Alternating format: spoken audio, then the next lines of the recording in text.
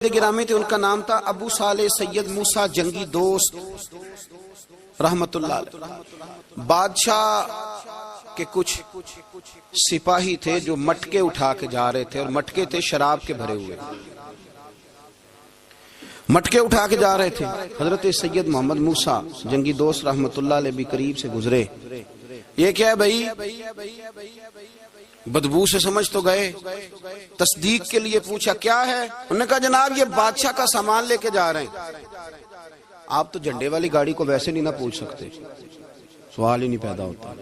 آپ چونکہ جمہوری لوگ ہیں، آپ نے تو بس دفتر بنانا ہے، جب الیکشن ہوگا نا اپنے دروازے کے سامنے سارے محلے سے لڑائی لینی ہے کہ ووٹ میرے آکے دیں، پھر ٹھیک 1.5 مہینے کے بعد سجدہ صاف بھی کر جاتے ہیں، بندہ غلط سی میں نے پتہ ہی نہیں لگا۔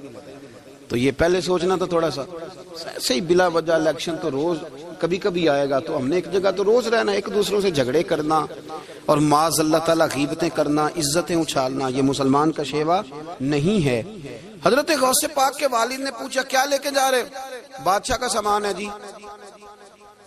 ہاتھ میں ڈنڈا تھا، 3 مٹکے تھے شراب کے بھرے ہوئے، زور سے ایک ڈنڈا مٹکوں پہ مارا تو مٹکے ان کے سروں پہ ٹوٹ گئے۔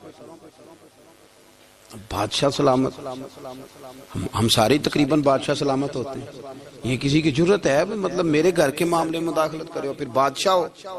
لوگوں نے جا کے بڑی غیبتیں کی، بڑی بڑی کہانیاں سنائیں۔ اس نے تو توڑ دیا جی مٹکے آپ کے، نے کوئی حال نہیں چھوڑا۔ تو بادشاہ کہنے لگا بلاؤ سید موسیٰ پاک جنگی دوست رحمت اللہ علیہ کو بلا لیا۔ تو کہنے لگے بادشاہ تمہیں پتا تھا مٹکے کس کے ہیں؟ آپ فرمانے لگے پتا تھا مجھے۔ کہا کیوں توڑے؟ فرمایا اس لیے توڑے کہ مجھے تیرے اوپر رحم آ گیا تھا، تو اگر شراب پیے گا تو دوزخ میں جلے گا، مجھے رحم آیا تھا، میں نے توڑ ڈالے۔ تو کہنے لگا آپ کون ہیں؟ تو آپ فرمانے لگے میں محتسب ہوں، میری حساب کتاب لینے کی ڈیوٹی ہے، محتسب ہوں، غلط آدمی کا حساب کروں گا۔ تو بادشاہ کہنے لگا کس نے ڈیوٹی لگائی آپ کی؟ فرمانے لگے میری ڈیوٹی میرے رب کریم نے لگائی ہے، میری ڈیوٹی اللہ نے لگائی ہے۔ تأمرون بالمعروف وتنہون عن المنکر، مسلمان کے ذمے ہے اچھائی کا حکم دے گا، برائی سے روکے، یہ ذمہ داری ہے، میری اللہ نے ڈیوٹی لگائی ہے۔